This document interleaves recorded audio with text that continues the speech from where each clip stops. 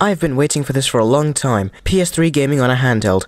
Indeed, the PS Vita is finally here. Now let's first talk about the hardware. The PS Vita is made entirely out of plastic, but don't let that put you off. It is constructed out of high quality plastic, and when I first held it in my hands, I had a feeling that I was holding bulletproof glass. No joke. Now let's move on to the buttons. The D-pad and buttons are great. However, the action buttons are quite small, and for people with large hands, this can prove to be an issue. Even I don't like them that much. They're very responsive, don't get me wrong, but I prefer the regular mushy buttons that were on the original PSPs.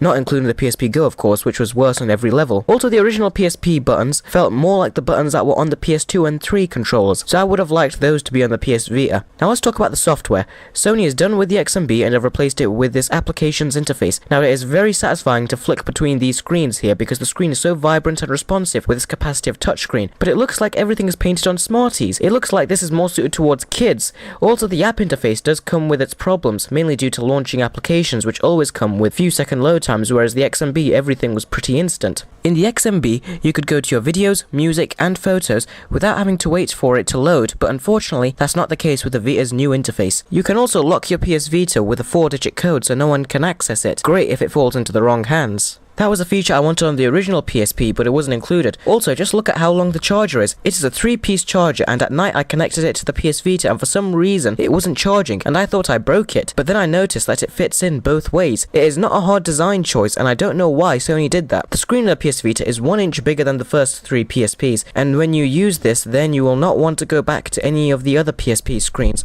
Not only because of its bigger size, but also because the screen is so vibrant and colourful. The Vita's front panel sports a highly reflective gloss finish which smudges and collects dust easily. However, smudges can be removed with an occasional wipe down. Glare, on the other hand, is a constant problem. Indoors, adjusting the position of the Vita is not a problem. However, outdoors, it is completely unusable. Making the screen brighter helps, but it comes at the cost of battery life. Sony quotes that you get 5 hours of playtime, and they don't live up to their promises. When I first took the PS Vita out of the box and started using it, Bluetooth was enabled and so was Wi-Fi. Once you set it up and with those settings on, I got only 2 hours and 15 minutes. However, when I disabled Wi-Fi and Bluetooth, I got 3 hours and 30 minutes. The PS Vita's battery life is a problem. I know it has high specs, but Sony knew about the disappointment on the 3DS's battery life, and they should have at least strived to make the battery life better, but it is in fact worse. What also makes it harder to resolve the Vita's battery is that it is not user accessible. That means that unlike the 3DS, you can't remove it and replace it with a higher rated battery. There's also the rear trackpad controls. So far, it serves no use for the games. Using it is essential for games like Little Deviants, but the control is awkward and I didn't enjoy using it. In my opinion, I enjoyed using it for the smaller things like zooming in and out with your rifle by sliding the trackpad up and down. It is certainly not for everyone, and to show it off as a highlight, developers need to start working on games that will take advantage of the touchpad, otherwise it will just be completely ignored. And the front and rear cameras leave a lot to be desired. Now, you use the buttons on the Vita to play, however the touchscreen is also thrown into the mix, and what this implies is that the touchscreen is meant to complement the controls, not replace it. Developers are not going to be spending so much money to produce a game for an iPad like Uncharted, and it is obvious that it is so much more fun to play with physical controls and not entirely on a touchscreen. Let's talk about augmented reality because the PS Vita has a couple games that demonstrate it. The main one being Reality Fighters, which is great fun and is freakishly satisfying to see yourself in the game. However, the downfall is that it is not built in. The 3DS came with a ton of augmented reality content built in and they were great. However, Sony are charging you to use augmented reality, which I question when you take into account the PS Vita's biggest problem, and that is cost. The PS3 is even priced at the same range, or you could pick up a 3DS that has much more titles currently available at a lower price tag. What's worse is that Sony have chosen expensive proprietary memory cards which add to the problem. The PS Vita is high quality and premium tech, and retail price for the Wi-Fi only model is £230. There's also a Wi-Fi plus 3G model priced at £279. This includes a free 4GB memory card and a pay-as-you-go SIM card, which when topped up with £5 of credit allows consumers to download a copy of launch game Wipeout 2048. As a further sweetener, Vodafone will offer anyone purchasing the console 250MB of data lasting up to 30 days with full 3G connectivity. The PS Vita truly is a remarkable device, albeit larger and heftier than its predecessor and the 3DS. Will I be getting one?